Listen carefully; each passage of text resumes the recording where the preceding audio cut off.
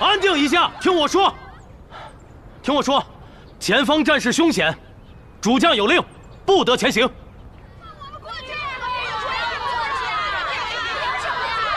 这些妇人真是不识大体。其实不让他们前行，都是为了他们好。各位，哎，夫人，我很能理解大家对战事的紧张和对亲人的担忧。但是正如你们所见，前方战事，军令在此，人都来了，那说再多也是无济于事。大家何不把力气用在正途上呀？说得好听。我们又不能上阵打仗，还有什么正途可言？就是啊，我们这些老弱妇孺能干什么呀？我夫君曾经也是一个整日在家琢磨琴棋书画的柔弱书生，可大战在即，他毅然奔赴沙场。既然真州的男子都可以为大齐出生入死，谁又说真州的女子不能稳定后方，为战事出力了？怎么出力呀？我们可以驻扎在此地。我们可以将房屋收拾干净，收集食物，寻医找药。前线若是短缺什么，我们可以出力；若是有伤者，也可以送来休养和疗伤。这样那些将士们就会知道，他们的亲眷，并不会分了他们上阵杀敌的心，而是和他们互为坚盾，唇齿相依。对，说的好。回去吧。哪怕是男儿战死了，我们也会擦干眼泪，带他们回家。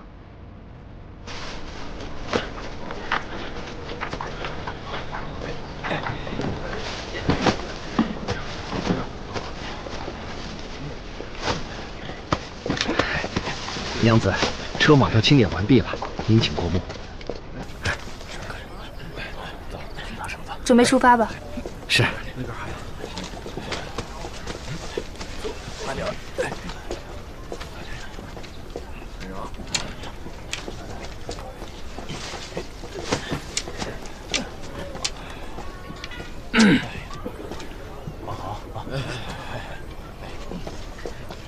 这几日多亏了贺娘子了，运粮之事才如此顺利。贺大千金，赵侯爷，贺某只是山谷小女，大千金之名可受不起。哎，受得起，受得起。没什么事，咱就出发吧。还有什么可算的？商户的女儿。不把这一路的吃穿用度再拨算核验清楚，还能做什么？不比你们这些王侯生来富贵。贺娘子这话有失偏颇了啊！如果能选择，赵某宁愿做一介布衣，想行医行医，想从军从军。这话说的真是轻巧。正因为你是侯爷，才能想做什么做什么，百姓哪有什么选择的余地？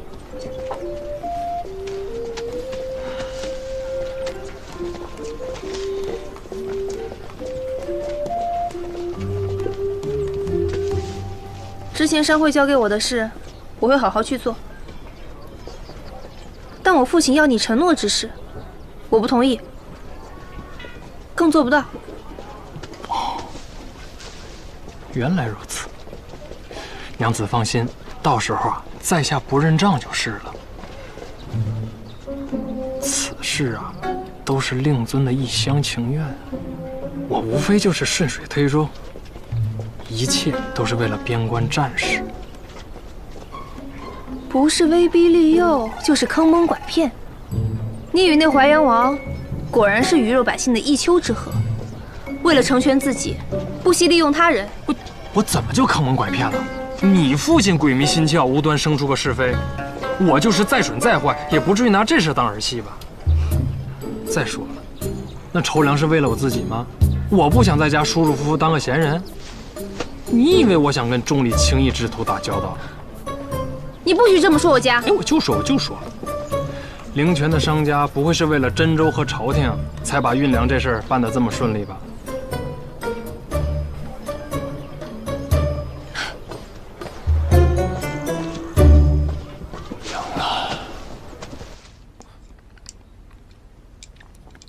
公。哎呀，阿公啊，你怎么还吃得下饭呢？何事这么慌张啊？大清早得到京城来的消息，这次淮阳王领兵去打仗，是朝廷有意让他去送死，钱粮不支，也没援军，断无取胜的可能。要是如此的话，咱们的商队那就是有去无回呀！此话当真？千真万确。快，去叫你妹妹回来，啊！无论如何，商队不能走。快去呀！哎，事不宜迟啊！哎呀，好，您那边请。不能走，不能走，都停下！此战必败，你这是去送死！迅速出发！走什么你？侯爷，您这是把商会往火坑里引呢！淮阳王这一仗，闭嘴！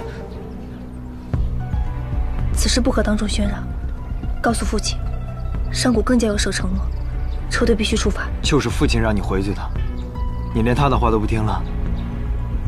三妹，何真，好啊，你们不敢说实话是吧？我来说，大家伙听好了，把他嘴捂上！这一仗，大家继续。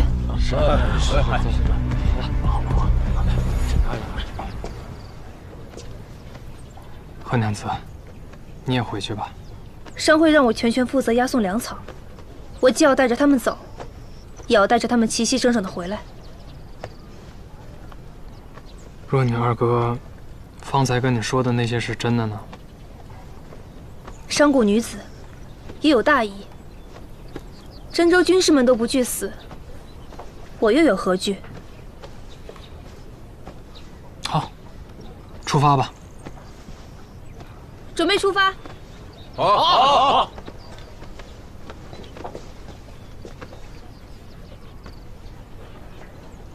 我这里没有空位了，侯爷自寻他法吧。那不有位置吗？那是把式的位置啊，我。你。本侯督粮也要身先士卒，娘子不会以为本侯从小娇生惯养，四体不勤，五谷不分吗？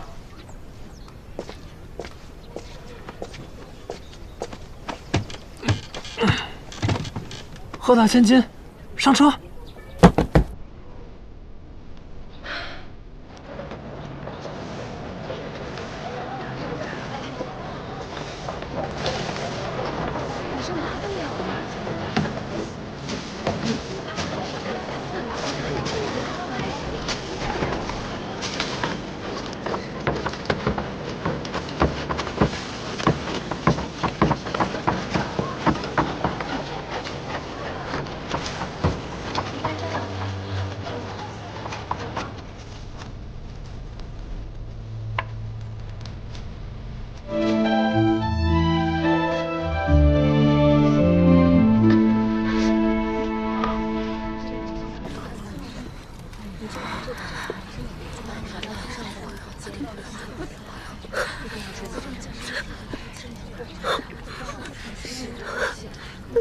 哭什么？还不够烦吗？你们家老温是火头兵，你自然是不担心。谁说的？那火头兵也在阵中啊！真要杀僵起来，谁管你是做饭的还是放马的？那我家长贵若是死了，那我怎么办呢？不用担心，今日谁都死不了。死不了。这仗此前能打那么久，看来这敌手阿古善，除了会勇武，也是个会用兵的。既是个会用兵的，对新对手的第一阵，一定是试探实力、显扬武力为主。因此这第一阵，也就打不起来。打不起来？一见面就蛮干互殴，那是村头殴架，不是打仗。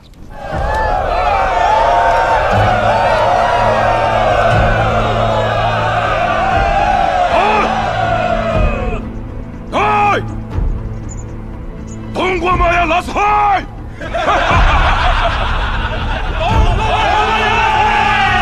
他们这喊什么呢？没懂容语，你给翻译翻译。容部众人在恭祝老王妃身体康健，荣寿连丰。啊，这个意思啊。那初次见面，我们也不能失了礼。除了他们的老娘，连他们的生父、祖父母、外祖父母一并给我回敬过去。是。若是良将，此战就该准备坚守了。不到出击的良机，是不会出关决战的。那他们日夜赶路，难道不是淮阳王急着去决战吗？不会。就我这几日听到只言片语的军中布置，想必淮阳王是要与那敌寇耗到底。继续问候。是。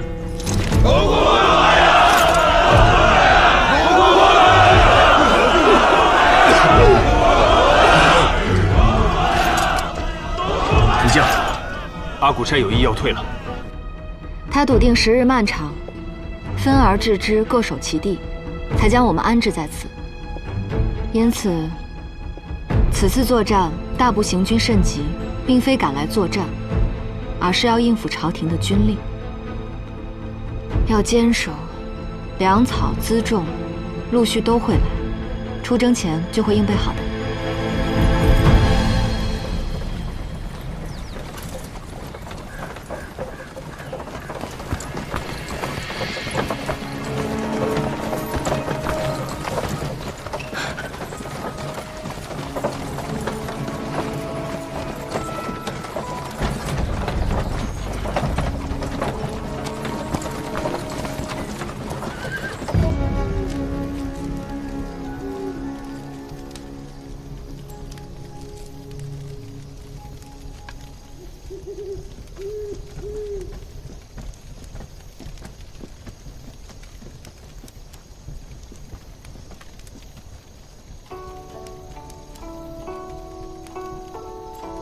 好了，多谢神爷，歇歇去吧。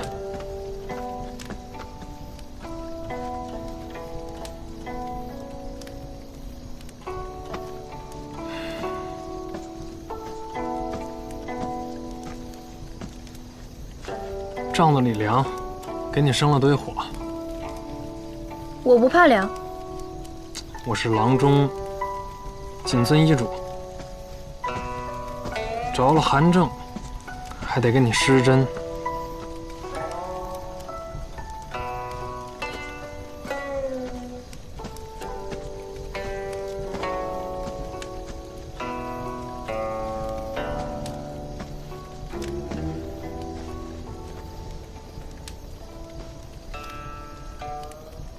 从前，我有个女病人，胃寒，身子一直不是很好。一日夜里，她突然敲我的门来问诊，我看了她一眼，就把门合上了。为何？是个美艳女子吧？你是在乎清誉，还是怕自己把持不住？她腕上系着根红绳，真州风俗，只有已死下葬的人手上才系。我也是真州人，我怎么从没有听说过？我没有骗你。不信你看。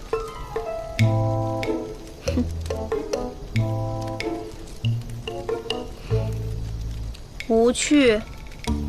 这都吓不到你，胆子这么大呢？我再讲一个啊！你再说一个字试试。你哪来的人果？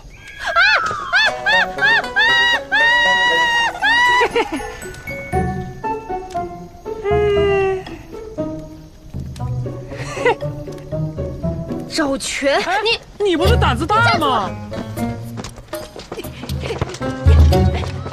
这有了巡防的这个名号，您今后来看夫人也方便多了，军眷们也更安全吧。最近没来，这儿倒是收拾的井井有条啊。这都是夫人在指挥安排和调度。若是遇到那种生病的妇人，夫人也会借出自己的马车带他们到临湘找郎中看病。夫人如今在后方吧，也能称得上是主将了。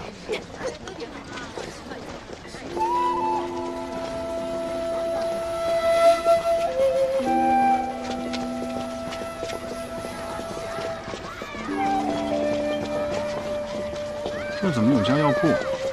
夫人开的呗。军眷们经过长途跋涉，大多数也都水土不服，因此夫人就开启了药铺，想的是多替大家排忧解难嘛。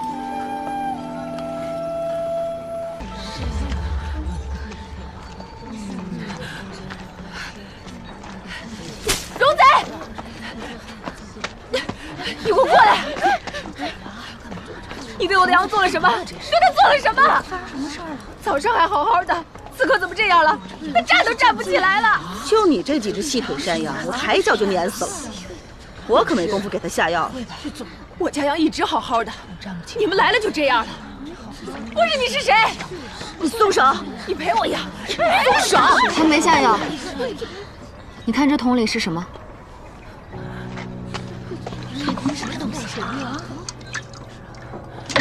不就是草根吗？打水的时候掉进去了。这是鬼田根，我也是收药时听这里人说的。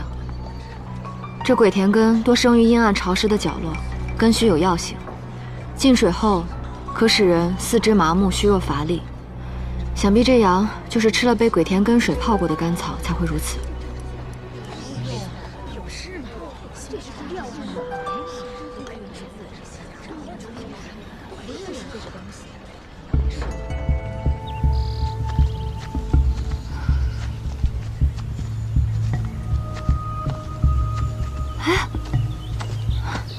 啊，就是它！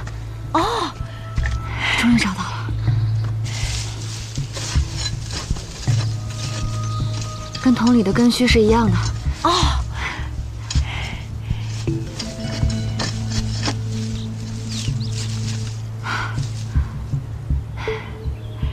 李妈妈，这边是鬼田根了。哦，你再去那边看看，看还有没有。哎，这就是。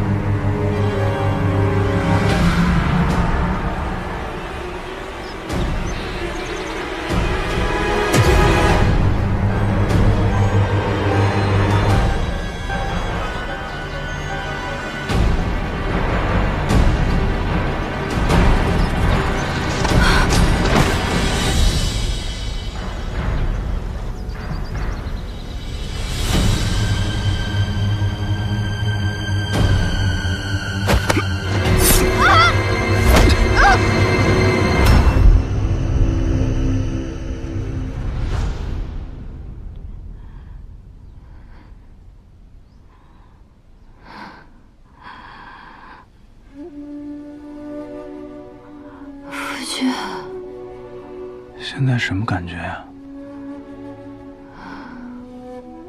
还好。你方才昏睡的时候，偶尔会喊疼，是哪儿不舒服吗？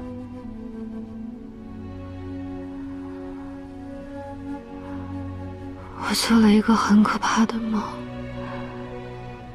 梦到被人带进深山，我拼命抵抗，却还是被人挑断手筋，推下了瀑布。还梦见什么了？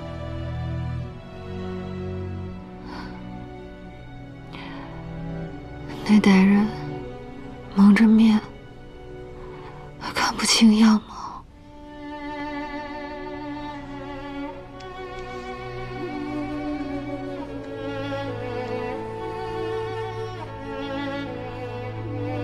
不行了啊！这几日，咱们就好好的把病养好，先把药喝了。娘子啊，大炙煎子呢是本店名菜，可是吃相略有不雅，倒是有个适合女眷的西施舌，娘子可要尝尝？西施舌倒是文雅，那就来个炙煎吧。好嘞。娘子，我们还是先去买首饰吧。若是被主母知道了，吃顿饭而已，没什么好心虚的。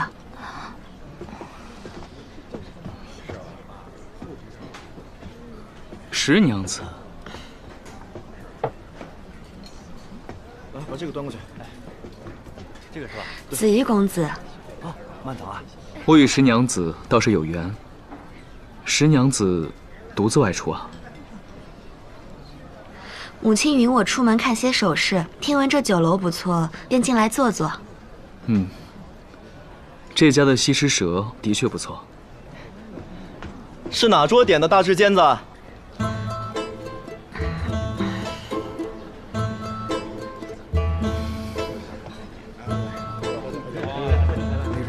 客官，是您这边点的吗？不是，一会儿让人送去。雪霁清茶便饭就不留公子一起了。不是，你往哪儿送呢？就是这位娘子点的。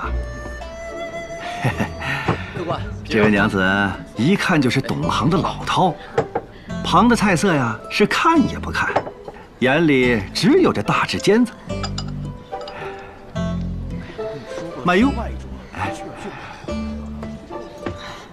我听闻这家店的炙煎会先用明火锁味，再送进沸水浸泡，烧制后再经1日1夜才能端上桌。想必肉质鲜美，外酥里嫩。你们先出去吧。是。石娘子懂行，就是运气不太好。不过石娘子放心，有我一道，就算是石将军来了，也不会说什么。石娘子大可放心吃。慢用，慢用啊！您今天吃的怎么样啊？有什么不满意的随便提。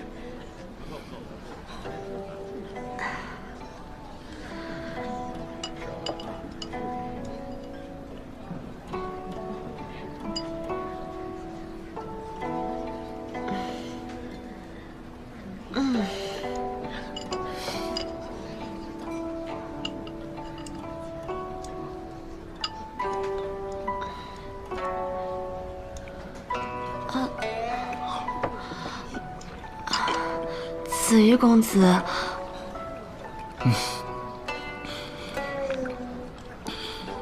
从前我在仰山，都是大口吃肉，大口喝酒，倒吓着石娘子了。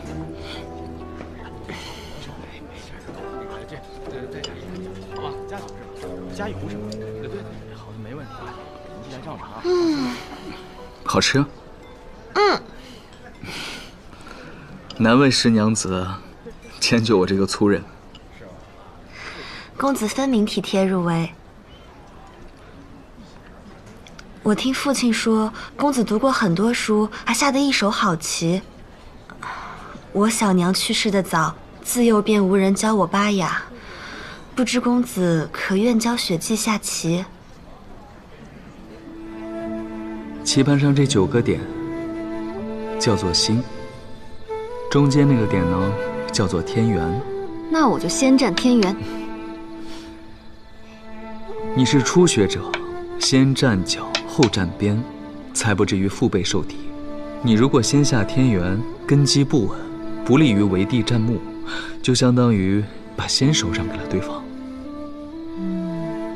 棋风一如人风，教你下棋的人，便是把自己的秉性毫无保留地展现给了你。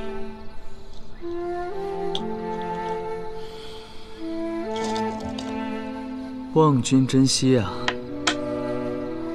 那我若是赢了你的棋，岂不是在做人上胜过于你啊？抱歉，我只会下棋，不会教棋。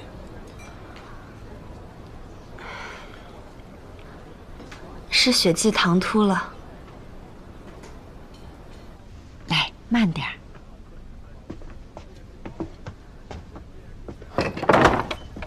夫君，怎么还下床了？躺了大半日，想下来走走，抻抻筋骨。夫君这是给我带什么好吃的啦？啊，山上摘了些野果，此地寒凉，李妈妈去温热一下。是，你快坐。有军务在身，也不能停留太久了。你为了我两地奔忙，至少坐下来喝口热茶，歇息一会儿吧。夫君，这几日药铺里可热闹了。先是林姐姐，又是王娘子，你知道吗？王娘子家的山羊突然卧到地上，起都起不来。后来我去一看，才发现是她的桶里进了鬼田根。鬼田根，然后呢？鬼田根是当地的叫法，旁的地方不常见。你别看这鬼田根貌不惊人，若是把它浸入甘草饲料里，药性甚猛。只是可怜了那几只小山羊了，估计到此刻都还缓不过来呢。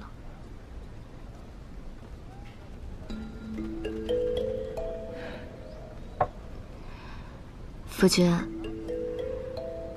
你说这鬼田根能让山羊倒地不起，那战马呢？啊，夫人这是何意啊？听说戎部都是骑兵，我的意思是，若有什么法子让他们的战马吃了浸过药的饲料，四肢虚软，岂不是能大大折损其战力？是，计是好计，但是该如何把这些饲料放过去呢？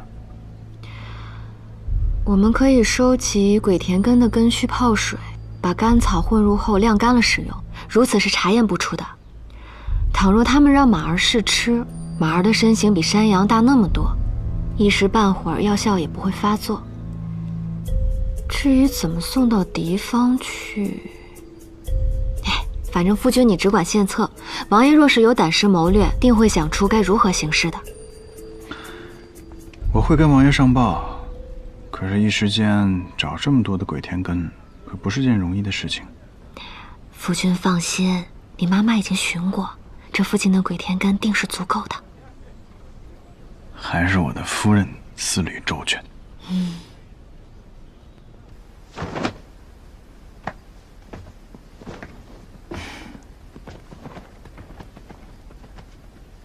崔行舟，要不还是我去带队做饵吧。你是主将，不能有任何闪失。你办好我也很重要，得让他们知道，我是在找他们的主力决战。那你万一被包围了怎么办？那就说明我们的计策奏效了。死了也是当的。不行，你不能死。